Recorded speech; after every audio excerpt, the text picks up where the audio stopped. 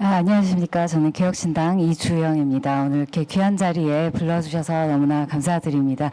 의장님, 그리고 회장님들, 그리고 지역의사회, 그리고 공제조합 이사장님들까지 모두 힘을 모아서 좋은 방향을 위해 애써주신다는 것이 그래도 우리나라 의료의 미래가 남아있지 않겠는가 하는 희망을 가져보게 합니다.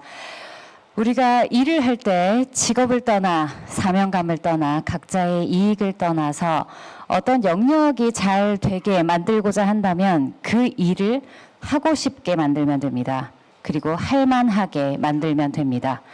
그리고 그 영역이 몰락하는 데는 아무도 그 일을 하고 싶지 않아지거나 할 수 없는 환경이 되면 그 영역은 필연적으로 몰락할 것입니다. 지금 우리나라의 핵심 의료들이 그렇습니다. 필수과라고는 말하지 않겠습니다. 모든 과의 핵심인 영역과 국민들의 삶을 윤택하게 하는 보완 영역이 있는 것이고 우리는 그 모두의 수호자였다고 감히 말할 수 있다고 저는 생각합니다. 제가 요즘 전공의들을 만나고 있습니다. 지난주에는 광주에 있는 전공의들을 만나고 왔고 어제는 부산에 있는 전공의들을 만나고 왔습니다. 대체로 지금 우리가 필수과 혹은 기피과라고 이야기하는 과에서 사직한 전공의들이 많이 옵니다.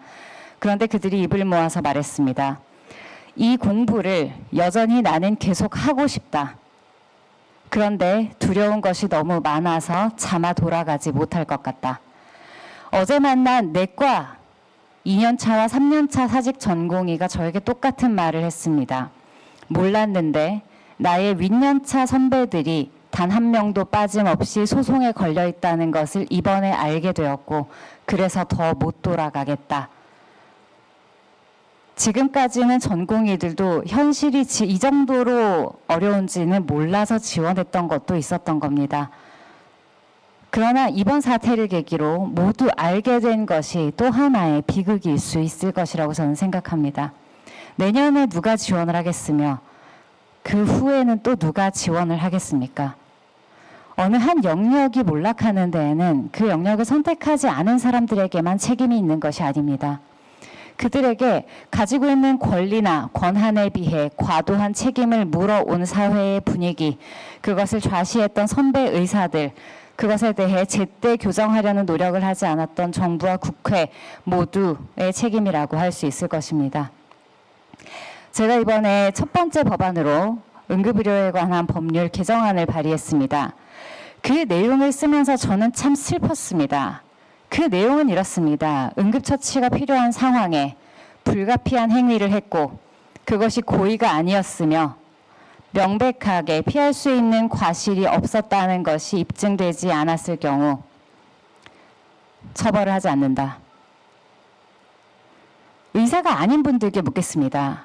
고의가 아니었고 명백히 피할 수 있는 중대한 과실이 없었다는데 그것을 처벌하지 않는다는 것을 법으로까지 만들어야 합니까? 사실 저는 이것이 아주 슬픈 법이라고 생각합니다. 여러분의 일에 있어서 고의가 아니었고 일부러 잘못하지 않았고 중대한 과실도 없었는데 거기에 대해서 책임을 지지 않게 해줄게라는 말이 과연 명문법으로 존재해야 하는 것입니까? 왜 의료계에는 그래야 합니까? 제가 발의했지만 사실 이 법은 존재하지 않는 것이 더 좋은 법이었을 수 있습니다. 법조계에서는 말합니다. 이런 것으로 특례를 제정하는 경우는 전 세계 어디에도 없다. 그래서 제가 대답했습니다. 일반적인 의료행위에 대해서 형사처벌을 하는 나라 자체가 존재하지 않기 때문에 그 특례법이 필요하지 않은 것이다. 그러나 우리는 또 알아야 합니다. 우리가 이 이야기를 하는 동시에 지금까지 우리가 국민들을 향해서 어떤 방식으로 소통해왔고 그 이야기를 전해왔는지에 대해서 저는 다시 한번 이 법을 만들면서 돌이켜보았습니다. 우리가 쉽게 의료사고라고 이야기하지만 그것은 우리 국민들이 받아들이시기에 의사의 잘못이 있는 것으로 이미 인식하고 있습니다. 그러면 우리가 그것에 대해서 어떻게 바꿀 수 있겠는가? 의료의 악결과 혹은 의료의 과실, 의료 분쟁, 의료 사고 이 모두는 다른 의미여야 합니다. 그리고 아주 정교하게 구분되어 사용되어야 합니다. 그런데 언론에서, 국회에서, 정부에서 보도자료로서 나가는 많은 말들이 그것을 혼재하여 사용해 왔기 때문에 의료의 악결과는 모두 의사의 과실이 있는 것처럼 잘못 인식되었고 그것이 지금의 많은 오해를 불러온 단초였다고 저는 생각합니다. 그렇기 때문에 오늘 특례법에 대한 이야기가 오고 갈 것이라고 생각이 되고 또 여러분들께서 이 워딩에 대해서의 위험을 또 말씀해 주셨지만 앞으로 이것뿐만 아니라 우리가 새로운 아젠다를 던지거나 새로운 어휘를 만들거나 새로운 제안을 할 때 이것이 국민들이 들으시기에 어떻게 인식하시겠는가, 이것이 의사들의 이익을 위한 것이 아니라 국민들의 피해를 줄이고자 하는 것임을 우리의 진심이 가 닿을 수 있도록 아주 세밀한 부분에까지 함께 애써주셨습니다 하는 부탁을 드리겠습니다. 오늘 좋은 자리 마련해 주셔서 너무 감사하고 이 시점을 기준으로 해서 우리나라 의료는 큰 변화를 맞을 것이라고 저는 생각합니다. 이전의 의료는 존재하지 않을 것입니다. 이전에 인턴 레지던트 펠로우를 밟아서 전문의들이 주로 기등하는 그런 의료는 더 이상 존재하지 않습니다. 과거의 의료는 이미 사라졌습니다.